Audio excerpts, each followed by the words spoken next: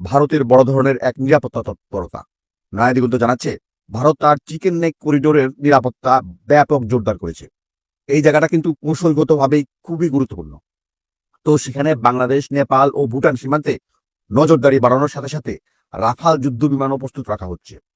বিশ্লেষকরা বলছেন, এটা আসলে চীনকে দেওয়া ভারতের একটা কড়া ভূ রাজনৈতিক বার্তা। দ্বিতীয়ত, নির্বাচনকে ঘিরে বাড়ছে রাজনৈতিক হিসাব বিকাশ।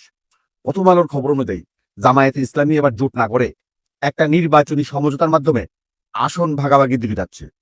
অন্যদিকে দেশ রূপান্তর জানাচ্ছে, নির্বাচনের ঠিক আগে পুলিশের গুরুত্বপূর্ণ পদে বদলে নিয়ে দলগুলোর মধ্যে একরকম স্থায়ী যুদ্ধ শুরু হয়ে গেছে।